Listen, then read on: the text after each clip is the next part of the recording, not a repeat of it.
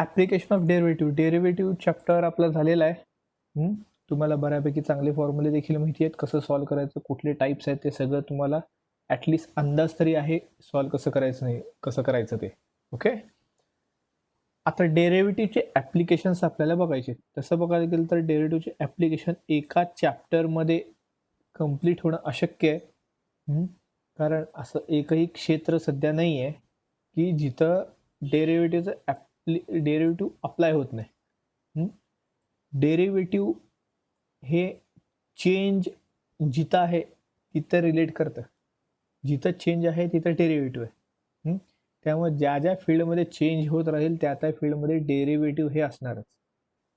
ठीक आहे, तर त्यातले काही बेसिक आपल्याला आज पाहायचे आहेत आजपासून. ठीक आहे, पण हे तुमचे खरं तर पार्ट्स होते ॲप्लिकेशन ऑफ डेरिव्हेटिव्हचे.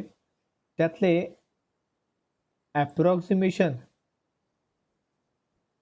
आणि रोलेस थेरम, लॅग्रांजियस मीन व्हॅल्यू थेरम हा यावर्षी कट केलेला आहे सिलेबसमधून. यावर्षी सिलेबसमधून कट केलेला आहे.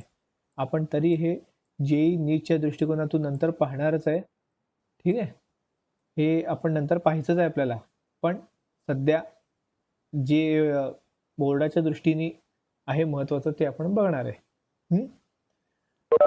आता पहिला पार्ट कुठला आहे? Application of derivative to tangent and normals. आता डेरिव्हेटिव्हचा जॉमेट्रीमध्ये कसा यूज होतोय ते आपल्याला पाहायचं आहे पहिल्या पॉईंटमध्ये. दुसरा, डेरिव्हेटिव्ह रेट मेजर. हा जरा फिजिक्सचा पार्ट आहे. इथे जरा येतो फिजिक्सचा पार्ट, सगळाच नाही आहे, थोडंफार इथं फिजिक्स तुम्हाला असणार आहे. म्हणजे डिस्प्लेसमेंट, वेलॉसिटी, ॲक्सलरेशन हे प्रॉब्लेम एकदम आयडियल एक्झाम्पल आहेत डेरिव्हेटिव्हचे किंवा रेट मेजरची. रेट म्हणजे काय? चेंज मेजर करायचं आपल्याला युझिंग डेरिव्हेटिव्ह. थर्ड आहे इन्क्रीजिंग अँड डिक्रीजिंग फंक्शन. फंक्शनची व्हॅल्यू इन्क्रीज डिक्रीज कशी होते विथ युझिंग डेरिव्हेटिव्ह ते आपल्याला बघायचं. आणि मॅक्झिमा मिनिमा पूर्ण नवीन पार्ट आहे आणि सर्वात महत्त्वाचा पार्ट आहे सध्याच्या कंडिशनला ॲप्लिकेशन ऑफ डेरिव्हेटिव्ह मधला. ठीक आहे, हे आपल्याला असे 4 पॉईंट पाहिजे आहेत. सर्वात शेवटी आपण हे 2 पॉईंट बघूया एक्स्ट्रा सध्याच्या कंडिशनची एक्स्ट्रा स्टडी म्हणून. CET JEE आपण हे नंतर पाहू शकतो. ठीक आहे, तर फर्स्ट पार्ट कुठला आहे? Applications of derivative to tangent and normals. Tangent म्हणजे काय? टँजेंट म्हणजे कर्वला स्पर्श करून जाणारी रेषा. एखादा कर्व आहे, त्याला स्पर्श करून जाणारी पण त्याला छेदून जाणारी नाही. स्पर्शिका म्हणतो बघा आपण त्याला, तो म्हणजे टँजेंट. नॉर्मल तुम्ही प्लेनमध्ये बघितलेलं आहे. परपॅन्डिक्युलर लाईनला आपण नॉर्मल म्हणतो, बरोबर. तर आता इथं हे कन्सेप्ट कसे यूज केले गेले ते आपल्याला बघायचं. ठीक आहे, मी तुम्हाला डेरिव्हेटिव्हच्या वेळेस सांगितलं होतं, पेअर ऑफ स्ट्रेट लाईनच्या वेळेस सांगितलं होतं, टँजेंट वगैरे काय असतं,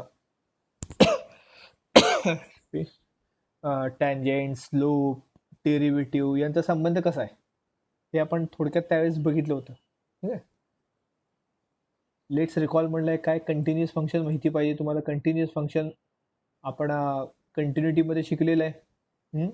derivative of composite, inverse, logarithm, parametric सगळे माहिती आहे तुम्हाला. रिलेशन बिटवीन हे मी तुम्हाला पेअर ऑफ स्ट्रेट लाईन मध्ये सांगितलं होतं. Relation between derivative and slope.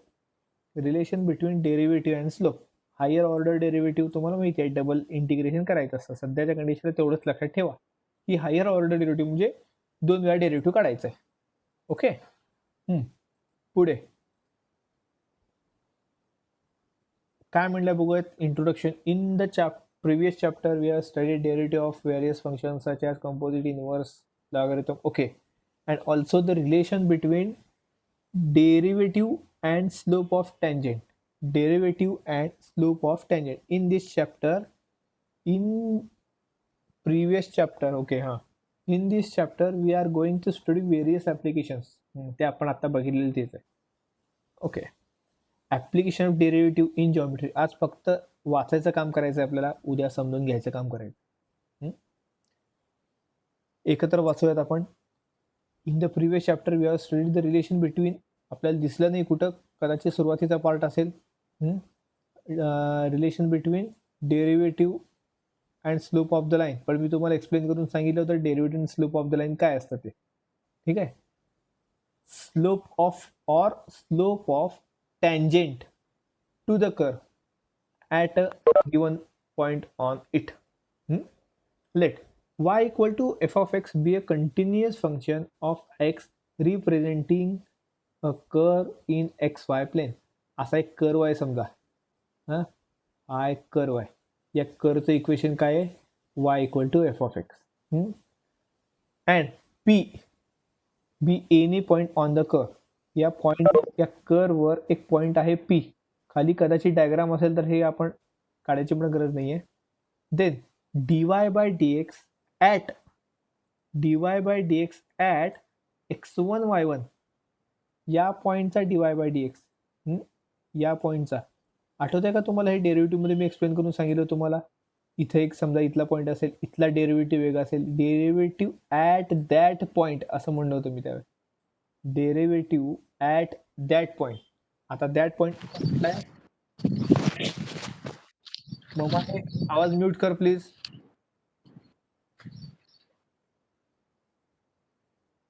इथे तो पॉइंट आहे पी. पी या पॉइंटचा डेरिव्हेटिव्ह म्हणजे स्लोप आहे. डेरिव्हेटिव्ह म्हणजे काय? स्लोप.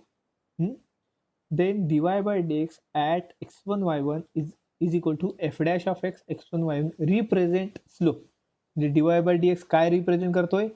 स्लोप रिप्रेझेंट करतोय, बरोबर. ऑल्सो कॉल्ड, हे महत्वाचं आहे बरं का, हे लक्षात ठेवा. पुढच्या एज्युकेशनला फार महत्वाचा शब्द आहे, कारण तिथं स्लोप डेरिव्हेटिव्ह फार कमी वेळा यूज होत आहे. हा शब्द जास्त यूज होतोय, ग्रॅडियंट. त्यालाच काय म्हणायचं? डेरिव्हेटिव्हला ग्रॅडियंट. स्लोपला काय म्हणायचं? Gradient. Gradient of the tangent, gradient of the tangent to the curve at P x1 y1. तर याला तुम्ही काय म्हणणार? याला तुम्ही, ही जी लाईन दिसते का, याला तुम्ही काय म्हणणार? स्लोप म्हणा, याला टँजेंट म्हणा, याला डेरिव्हेटिव्ह म्हणा, याला ग्रॅडियंट म्हणा, ॲट पॉइंट पी. ठीक आहे. The normal is perpendicular to the tangent. आता टँजेंटला परपेंडिक्युलर जी लाईन आहे, टँजेंटला परपेंडिक्युलर लाईन, तो काय असतो? आपला नॉर्मल.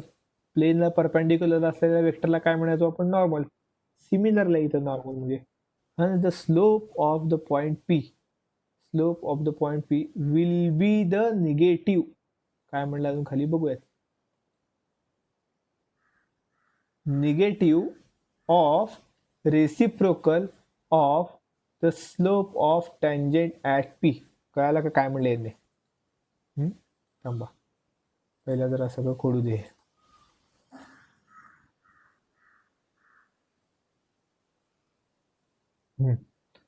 काय म्हणलं इथं? स्लोप ऑफ द नॉर्मल, याचा स्लोप, नॉर्मलचा स्लोप m1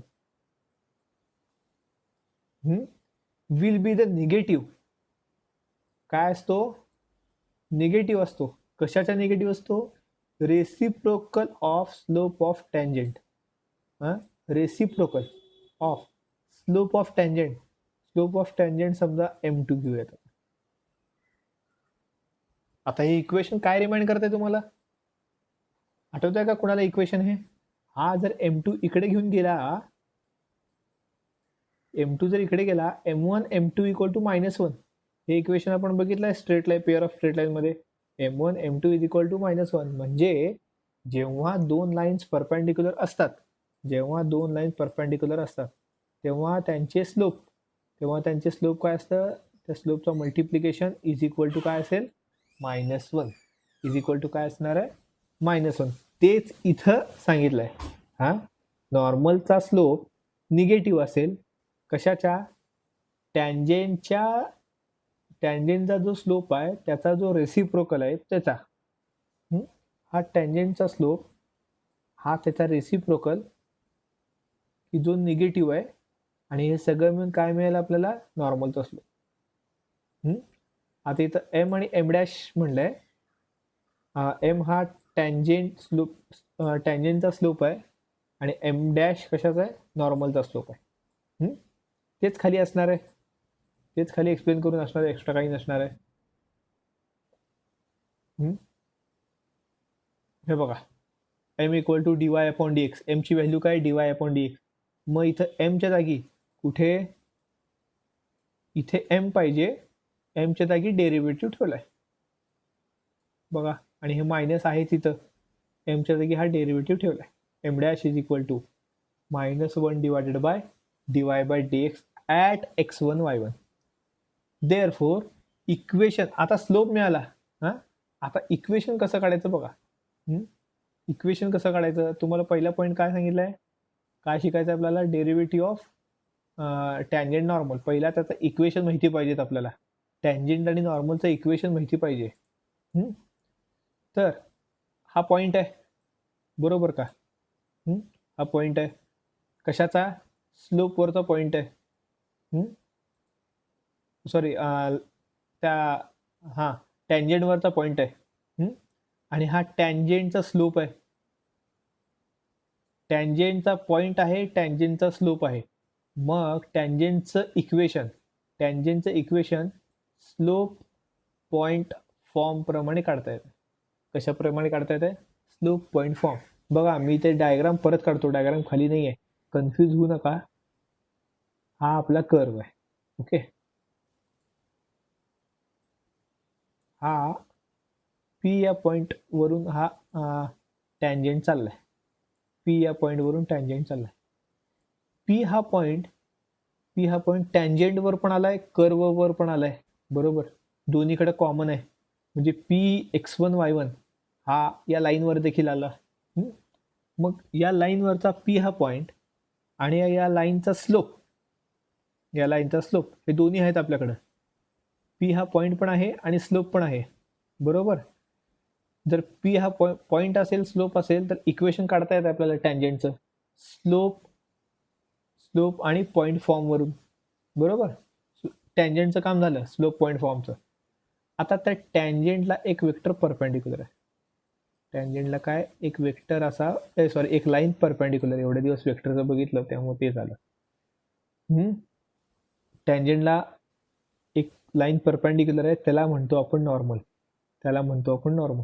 आणि तो पी या पॉइंटलाच परपेंडिक्युलर आलाय. पी या पॉइंटलाच काय आहे, परपेंडिक्युलर आलाय बरोबर. म्हणजे नॉर्मलचा देखील पी हा पॉइंट कॉमन झाला. नॉर्मल, टँजेंट आणि कर्व या सगळ्याचा कॉमन पॉइंट काय आहे, हा पी आहे. सगळ्याचा कॉमन पॉइंट काय, हा पी आहे. मग हा नॉर्मलचा देखील पॉइंट झाला बरोबर, आणि नॉर्मलचा देखील स्लोप तुम्हाला माहिती आहे, बरोबर. नॉर्मलचा स्लोप माहिती आहे, नॉर्मलचा पॉइंट माहिती आहे.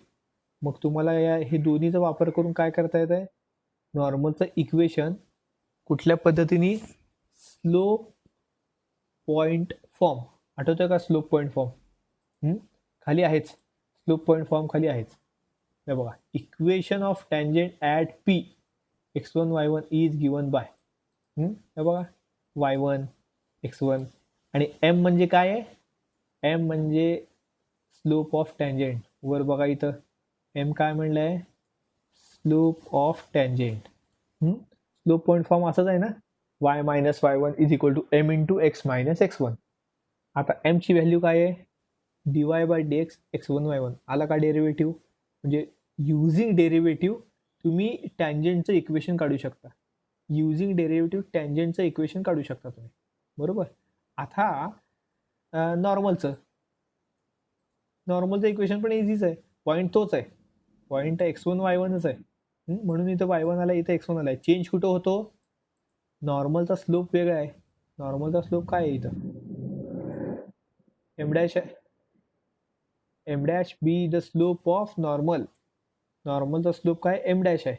म्हणून चेंज कुठे झालाय, स्लोपच्या ठिकाणी चेंज झालाय. पॉईंट कॉमन आहे, नॉर्मल आणि टँजेंटचा पॉईंट कॉमन आहे, म्हणून x1 y1 आला इथं, बरोबर.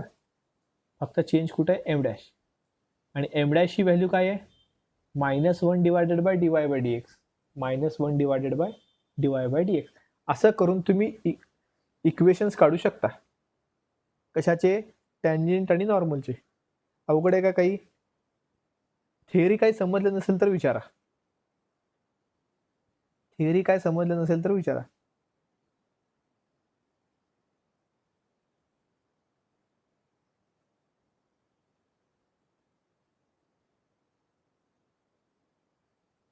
विचारू शकता.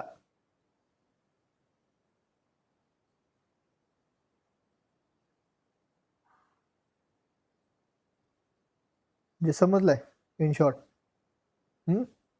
प्रॉब्लेम बघायचे कसं यूज करायचं आता हे. ठीक आहे, हे सगळं माहिती आहे आपल्याला, पण आता यूज करायचं कसं. काही अवघड नाही आहे. आपण एक एक प्रॉब्लेम बघत जाऊया. Find the equation of tangent and normal. हा कर्वचा इक्वेशन आहे. हा काय आहे, एक कर्व आहे, त्या कर्वचा हा इक्वेशन आहे. आणि या कर्ववर समजा हा कर्व कसा तर असा कसा तर आहे, त्यावर एक पॉइंट आहे, तो पॉइंट आहे हा. त्या पॉइंटचे कोऑर्डिनेट काय आहेत, 1/2 आणि 2, 1/2 आणि 2. तर या पॉइंटला जो टँजेंट असेल आणि जो नॉर्मल असेल त्याचं तुम्हाला इक्वेशन काढायचं. Find equation of tangent and normal to the curve at the given point on it. At the given point म्हणजे कुठला पॉइंट, हा 1/2 आणि 2. ठीक आहे, डायग्रामॅटिकली कळालं. आता ह्याचं ओरिजिनल कर्व कसं आहे हे काढत बसायला आपल्याला वेळ नाही आहे. काढायचं म्हणलं तर एक लेक्चर जाईल पूर्ण. त्याची गरज पण नाही आहे आपल्याला, पेपरच्या दृष्टीने काही गरज नाही आहे. इच्छा असेल तर तुम्ही तयार करू शकता, नाही असं नाही. सोल्युशन बघूया, वाचलं की कळेल तुम्हाला. बघा, वाय पहिल्यांदा काय केलं, dy बाय dx काढलं. का dy बाय dx डेरिव्हेटिव्ह का काढलं, ऍप्लिकेशन ऑफ डेरिव्हेटिव्ह आहे म्हणून डेरिव्हेटिव्ह काढलं का, नाही. तर इक्वेशन ऑफ टँजेंट बघा आणि इक्वेशन ऑफ नॉर्मल बघा. हा आहे तुमचा इक्वेशन ऑफ टँजेंट, हा आहे तुमचा इक्वेशन ऑफ नॉर्मल. या दोघांमध्ये dy बाय dx आहे. या दोघांमध्ये काय आहे, dy बाय dx आहे, म्हणजे वायचा डेरिव्हेटिव्ह आहे. म्हणजे वायचा काय आहे, डेरिव्हेटिव्ह आहे विथ रिस्पेक्ट टू एक्स. सध्या याचा विचार करू नका x1 y1चा. सध्या याचा काय विचार करू नका, x1 y1चा. ठीक आहे, dy अपॉन dx. म्हणून या वायचा विथ रिस्पेक्ट टू एक्स आपण डेरिव्हेटिव्ह काढला. ओके, dy बाय dx किती आलं, 6x² - 2x. 6x² - 2x. Okay, काही प्रॉब्लेम नाही. Slope of tangent. आता डेरिव्हेटिव्ह म्हणजे स्लोप असतं हे तुम्हाला माहिती आहे. स्लोप म्हणजेच काय असतो, डेरिव्हेटिव्ह. dy बाय dx म्हणजे स्लोप. म्हणजे हा काय झाला, स्लोप झाला. हा कशाचा स्लोप झाला, हा या कर्वचा आपण मगाशी जो काढलाय त्याचा स्लोप झाला. ठीक आहे, पण आपल्याला कर्वचा स्लोप पाहिजे का, नकोय. आपल्याला कर्ववर एक पॉइंट आहे, त्या पॉइंटचा स्लोप पाहिजे. कर्ववर कुठला पॉइंट आहे, 1/2 आणि 2. कर्ववर कुठला पॉइंट आहे, 1/2 आणि 2. आणि कोऑर्डिनेट असतात म्हणजे एक्स आणि वाय असतं. एक्स आणि वाय ची व्हॅल्यू तुम्हाला दिलेली आहे. एक्सची व्हॅल्यू आहे 1/2 आणि वायची व्हॅल्यू आहे 2. मग ती एक्सची व्हॅल्यू इथं सबस्टिट्यूट करायची. या इक्वेशन मध्ये एक्सची व्हॅल्यू सबस्टिट्यूट करायची. बघा इथे दिसतंय का, हे बघा एक्सची व्हॅल्यू सबस्टिट्यूट केलेलं दिसतंय का, 6 आहे तसं आहे. x² म्हणजे एक्सची व्हॅल्यू किती आहे, 1/2. x² म्हणजे 1/2 चा स्क्वेअर -2 आणि एक्सची व्हॅल्यू काय, 1/2. म्हणजे आपल्याला या पॉइंटचा स्लोप मिळतो. या पॉईंटचा काय मिळतो, स्लोप मिळतो. हा जो स्लोप आहे, हा जो स्लोप आहे तो या कर्व मधल्या कुठल्याही पॉईंटचा आहे. कुठल्याही पॉईंटचा स्लोप तुम्ही याचा वापर करून काढू शकता. पण आपल्याला कुठल्या पॉईंटचा काढायचा आहे, 1/2 आणि 2चा. म्हणून एक्सची व्हॅल्यू काय आहे, 1/2 आहे, वायची व्हॅल्यू 2 आहे. इथं वायचा संबंध येत नाही आहे सध्या. सो एक्सची जी व्हॅल्यू आहे ती सबस्टिट्यूट करायची. तुम्हाला त्या पर्टिक्युलर पॉईंटचा स्लोप मिळतो. त्या पर्टिक्युलर पॉईंटचा काय मिळणार, स्लोप मिळणार. मग ते सॉल्व केल्यानंतर किती येईल बघा, सॉल्व करा. किती येत आहे, m = 1/2. स्लोप ऑफ टँजेंट किती आला, स्लोप ऑफ टँजेंट आला 1/2. Slope of tangent 1/2. आता तुमच्याकडे पॉईंट आहे, हे बघा, पॉईंट आहे, स्लोप आहे, स्लोप आहे, पॉईंट आहे. म्हणजे स्लोप पॉईंट फॉर्म यूज करायचं. वरचं एक आता लक्षात ठेवा, x1 y1 किती आहेत, 1/2 आणि 2. m किती आहे, 1/2.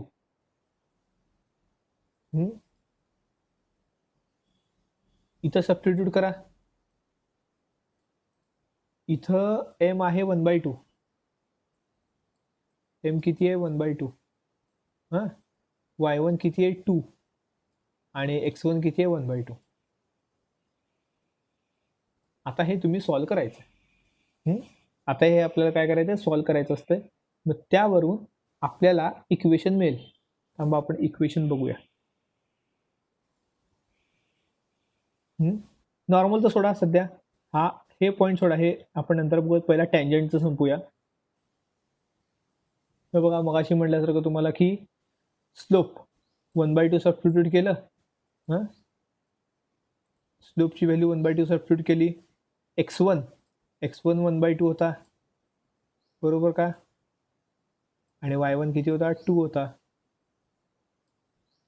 आता हे सॉल्व करायचं, म्हणजे सिम्प्लिफाय करायचं. आता हे सिम्प्लिफाय करा, 2 ने मल्टिप्लाय करा किंवा क्रॉस मल्टिप्लाय करा, जसं तुम्हाला योग्य वाटतं तसं करा. मग काय येईल, इन शॉर्ट सिम्प्लिफाय केल्यानंतर इक्वेशन बघा कुठल्या फॉर्ममध्ये आला. इक्वेशन बघा कुठल्या फॉर्ममध्ये आला. 2x - 4y + 7 = 0. ax + by + c = 0. Equation आठवतंय का, ax + by + c किंवा a1x + b1y + c1 = 0. त्या फॉर्ममध्ये इक्वेशन आहे. कारण लाईनचं इक्वेशन आहे ना, स्टँडर्ड फॉर्ममध्येच येणार, स्टँडर्ड फॉर्ममध्येच येणार. ठीक आहे. टँजेंट ही शेवटी लाईनच आहे, स्ट्रेट लाईनच आहे. आता टँजेंटच्या स्लोपवरून नॉर्मलचा स्लोप काढलाय. कारण परत जरा वर जाऊयात. हे बघा, हा टँजेंटचा स्लोप आहे m, आणि हा m' कशाचा स्लोप आहे, नॉर्मलचा. जोपर्यंत टँजेंटचा स्लोप येत नाही तोपर्यंत नॉर्मलचा स्लोप काढता येत नाही. कारण टँजेंटच्या स्लोपची जी व्हॅल्यू आहे ते नॉर्मलच्या स्लोपमध्ये सबस्टिट्यूट करायची असते. खाली स्लोप किती आलाय, 1/2 आलाय. इथं सबस्टिट्यूट करा 1/2. हा टँजेंटचा स्लोप किती आहे, 1/2. सबस्टिट्यूट केलं, मग m' किती येईल, हा 2 झाला, गेला वर इथं, बरोबर का. 2 इथं वर गेला, -2 यायला पाहिजे का -1/2 येत आहे. स्लोप बघा, -2. m' किती आला, -2 आला. जरी विसरलं तरी लक्षात ठेवा, m' = -1. या फॉर्म्युल्यावरून स्लोप, नॉर्मलचा स्लोप काढलेला आहे. या फॉर्म्युल्यावरून m तुमचा किती आहे, 1/2 आहे. m आहे 1/2. हा m' = -1. आता हा 2 गेला इकडं, 2 इकडं आला, मग m' = काय येणार, -2. m' किती आला, -2. आता नॉर्मलचा स्लोप आलाय, नॉर्मलचा पॉईंट माहिती आहे, हा स्लोप पॉईंट फॉर्म. परत काय यूज करणार, स्लोप पॉईंट फॉर्म. बघा कसं यूज केलाय,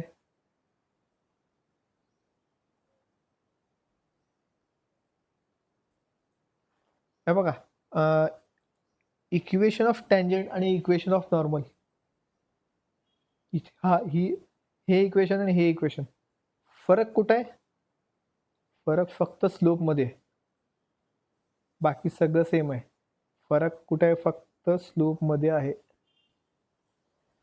बाकीचं सगळं सेम आहे. x - 1/2, x - 1/2, y - 2, y - 2. आता हे पण सिम्प्लिफाय केलं, 2x + y - 3 = 0. 2x + y - 3 = 0. हे इक्वेशन मिळालं. हा देखील ax + by + c = 0 या फॉर्ममध्ये आलेला आहे. कारण नॉर्मल देखील काय असतो? स्ट्रेट लाईन असतो. प्रॉब्लेम कळाला? कुणाला कळालं नसेल तर विचारू शकता, नाही असं नाही. आता मी तुम्हाला एक सॉल्व करायला देतो प्रॉब्लेम, किंवा होमवर्क म्हणून देईन. ठीक आहे, राहू दे. आज हे संपूयात आपण. x³ + 2x² y - 9xy = 0 at 2, 1. Point काय आहे? 2 आणि 1. पहिला आधीचं समजलं का सांगा मला. समजलं असेल तरी हो म्हणा, समजलं नसेल तर नाही म्हणा.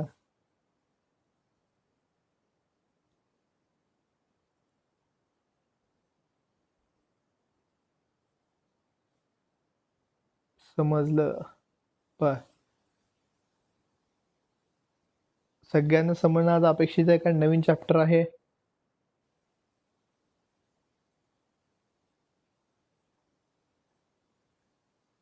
सगळ्यांना समजणं अपेक्षित आहे.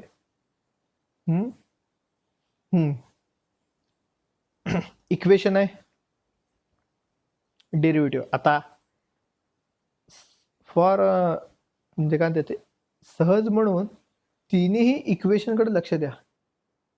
हा इक्वेशन, हा इक्वेशन आणि हा इक्वेशन, ज्याच्यावरून तुम्हाला कळतंय की डेरिव्हेटिव्हचा वापर इथं कसं करायचा.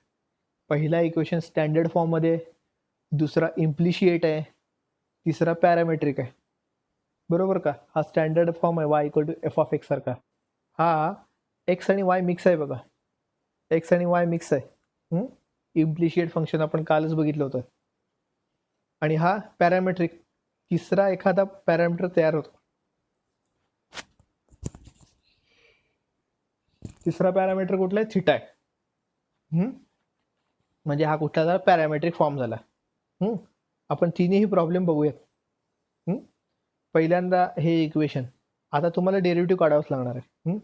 आता हे डेरिव्हेटिव्ह कसं आलं या भानगडीत मी पडणार नाही, हे एक्सप्लेन करत बसणार नाही मी. ओके, कारण ते तुम्हाला आधीपासून माहिती आहे की डेरिव्हेटिव्ह काढायचं कसं, आणि dy/dx एका साईडला ठेवून बाकीचे सगळे व्हेरिएबल दुसऱ्या साईडला कसे न्यायचे हे तुम्हाला माहिती आहे, कालच पाहिलं आहे आपण. सो इथपर्यंत तुम्हाला माहिती आहे,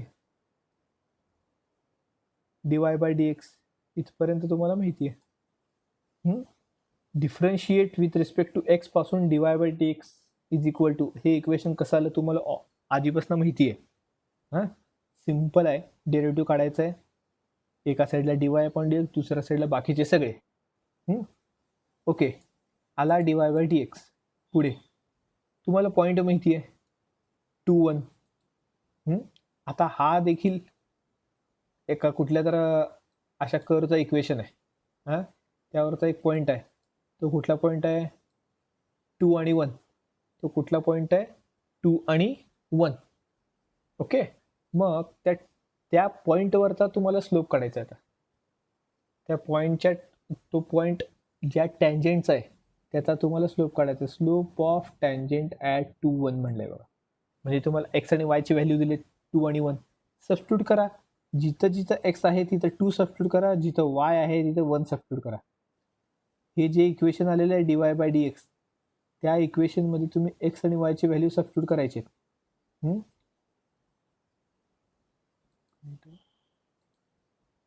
x आणि y ची व्हॅल्यू सबस्टिट्यूट करायची. x ची व्हॅल्यू काय? 2 आहे, y ची व्हॅल्यू काय? 1 आहे. सबस्टिट्यूट करून सिम्प्लिफाय करा.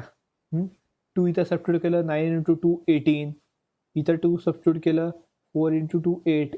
आणि y ची व्हॅल्यू 1, 8 × 1 8च परत. मग इतर 2चं सबस्टिट्यूट केलं, 2चा स्क्वेअर 4, 4 × 3 12, असं सबस्टिट्यूट करून सिम्प्लिफाय करून सॉल्व करून जेव्हा dy/dx ॲट 1 2 dy/dx ॲट 1 2 म्हणजे तुम्हाला स्लोप ऑफ टँजेंट मिळाला इज इक्वल टू किती येतो 11 is equal to 11. m equal to काय आलाय 11 आलाय. ओके. आता पॉइंट आहे, स्लोप आहे, स्लोप पॉइंट फॉर्म. परत सबस्टिट्यूट करा. इथं काय सबस्टिट्यूट करणार, इथं y1 आहे ना, म्हणजे इथं 1 सबस्टिट्यूट करणार. m किती आलाय 11 आलाय आणि x1 किती आहे 2 आहे. x1 किती आहे 2 आहे. y - 1 is equal to 11 into x - 2 11 into x - 2. Solve करा. आता तुम्ही 11 वरून m वरून म्हणजे स्लोप ऑफ टँजेंट वरून स्लोप ऑफ नॉर्मल देखील काढू शकता. मगाशी लिहिलं होतं m into m dash is equal to -1. m किती आहे 11 आहे. 11 into m dash is equal to -1. मग m डॅश किती आला म्हणजे स्लोप ऑफ नॉर्मल किती आला -1/11. हां, नॉर्मलचा स्लोप किती आला पाहिजे -1/11. हे बघा. हां, स्लोप ऑफ टँजेंट आलाय, स्लोप ऑफ नॉर्मल आलाय. पहिल्यांदा टँजेंटचे इक्वेशन बघू. बघा y - 1 is equal to 11 into x - 2. Simplify केल्यानंतर काय आलं 11x - y - 21 is equal to 0. ax + by + c is equal to 0 याच फॉर्ममध्ये आणायचं आहे. आलं नाही तर त्याच फॉर्ममध्ये आणायचं आहे. आलं नाही तर चुकलं समजायचं. काय इक्वेशन आपलं चुकलं. ax + by + c या फॉर्ममध्ये जर आलं नाही तर इक्वेशन आपलं चुकलं, कारण स्टँडर्ड फॉर्म आहे. आता m ची व्हॅल्यू चेंज करा, -1/11 ठेवा, तुम्हाला इक्वेशन ऑफ नॉर्मल मिळेल. हे बघा y - 1 आहे तसा आहे, x - 2 आहे तसा आहे. चेंज कुठं झालं स्लोपमध्ये. 11च्या ऐवजी -1/11 आलाय. मग इक्वेशन कुठल्या फॉर्ममध्ये आलाय बघा x + 11y - 13 is equal to 0. तो पण त्याच फॉर्ममध्ये. कळायला कसं सॉल्व करायचं. दिलेल्या इक्वेशन स्टेप ठरलेले आहेत. दिलेल्या इक्वेशनवरून डेरिव्हेटिव्ह काढायचं. त्या डेरिव्हेटिव्हमध्ये एक्स आणि वायची व्हॅल्यू सबस्टिट्यूट करायची, जे तुम्हाला पॉईंट म्हणून देतील, जे तुम्हाला हे पॉईंट म्हणून देतील. dy/dxच्या इक्वेशनमध्ये एक्स वायची व्हॅल्यू सबस्टिट्यूट करायची, म्हणजे तुम्हाला dy/dxची व्हॅल्यू मिळते. dy/dx म्हणजे स्लोप ऑफ टँजेंट. dy/dx म्हणजे काय स्लोप ऑफ टँजेंट. तुमच्याकडे पॉईंट आहे, तुमच्याकडे स्लोप आहे, मग तुम्ही टँजेंटचं इक्वेशन स्लोप पॉईंट फॉर्मवरून काढू शकता.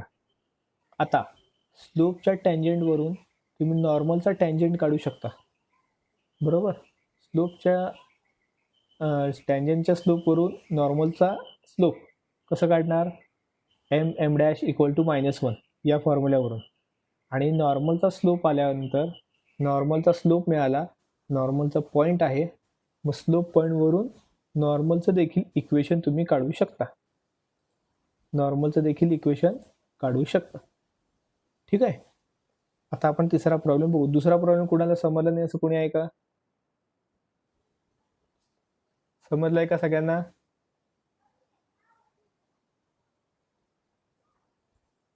समजलं नसेल तर विचारा.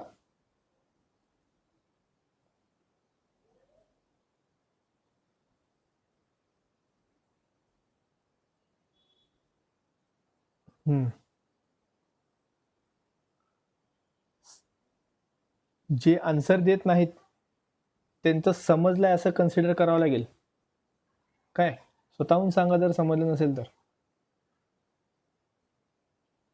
तन्वी गुंड राईज हँड.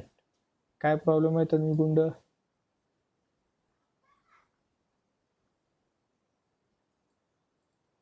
ओके.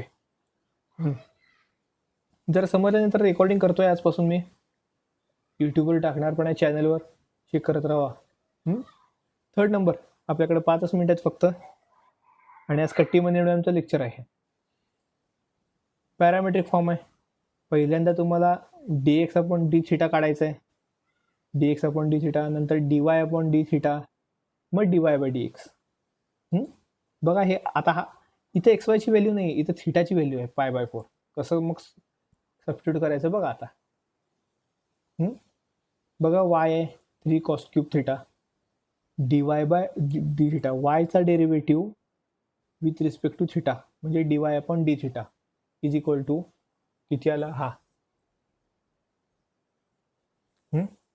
एक्सचा derivative with respect to theta, एक्सचा derivative with respect to theta dx upon D theta. मग हा पॅरामेट्रिकचा आपला स्टँडर्ड फॉर्म्युला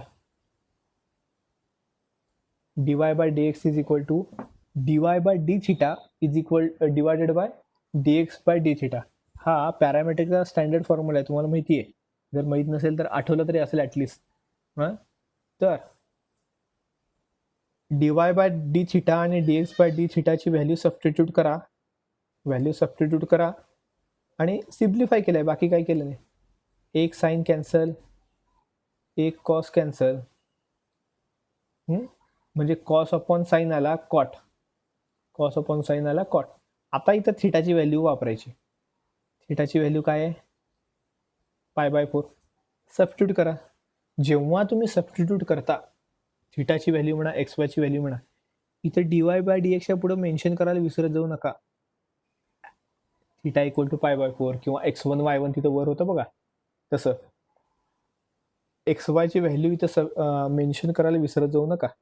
म्हणजे तुम्हाला कळेल की त्या पॉईंटचं ते स्लोप आहे. π/4 सबस्टिट्यूट केलं, थिटाची व्हॅल्यू कॉट π/4, कॉट π/4 ची व्हॅल्यू किती आहे 1 आहे. म्हणजे dy बाय dx किती आलाय -3/2, m किती आलाय -3/2. स्लोप आलेला आहे कशाचा, टँजेंटचा. टँजेंटचा स्लोप आलेला आहे, पण पॉईंट कुठे आहे,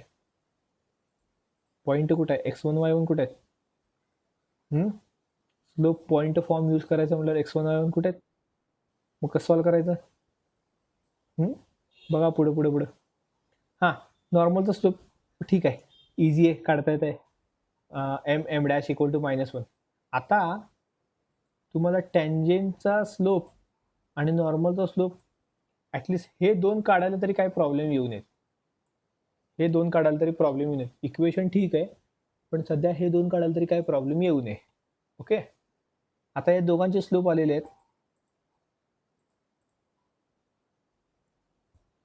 बघा एक्सची व्हॅल्यू आणि वायची व्हॅल्यू कशी काढली. When theta is equal to π/4, थिटाची व्हॅल्यू इथं सबस्टिट्यूट केली π/4, थिटाची व्हॅल्यू इथे सबस्टिट्यूट केली π/4, त्यावरून एक्स आणि वायची व्हॅल्यू काढलेलं आहे. थिटाची व्हॅल्यू किती आहे π/4 सबस्टिट्यूट करून इथं थिटाची व्हॅल्यू काढलेली आहे बघा, सॉरी एक्स वायची value. When theta is equal to π/4, X and Y is equal to 1/2 and 3/2√2 respectively. एक्सची व्हॅल्यू 1/√2, 1/2 नाही 1/√2 आणि वायची व्हॅल्यू 3/2√3. हे कळालं का कसं केलं. एक्स वायची व्हॅल्यू दिलेली नाही आहे, पण थिटा वापरून थिटाची व्हॅल्यू इक्वेशनमध्ये सबस्टिट्यूट करून आपण एक्स आणि वायची व्हॅल्यू काढलेली आहे. ठीक आहे. आता एक्स आणि वाय मिळाला म्हणजे तुम्हाला पॉईंट मिळाला.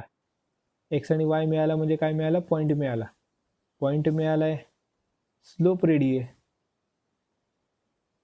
पॉईंट आहे, स्लोप आहे, करा यूज स्लोप पॉईंट फॉर्म. हे बघा पॉईंट 1/√2, 3/2√2 यूज करा. इक्वेशन ऑफ टँजेंट बघा, y1 हा y1 इथं सबस्टिट्यूट केला, हा x1 इथं सबस्टिट्यूट केला आणि स्लोप कुठं आहे आपला, तो इथं सबस्टिट्यूट केला. सिम्प्लिफाय केलं. पुढं काय केलंय, फक्त सिम्प्लिफाय केलंय. फायनल आन्सर बघा 3x + 2y - 3√2 = 0. आणि सिमिलरली नॉर्मलचं पण तसंच. नॉर्मलचा स्लोप काय आला आपला 2/3. सेम आहे, फक्त चेंज कुठे आहे, स्लोपमध्ये चेंज आहे. स्लोपमध्ये चेंज आहे. सबस्टिट्यूट करून सबस्टिट्यूट केलं आणि सिम्प्लिफाय केलं, आन्सर मिळालं. ओके, हे झालं equation of tangent and equation of slope using derivative.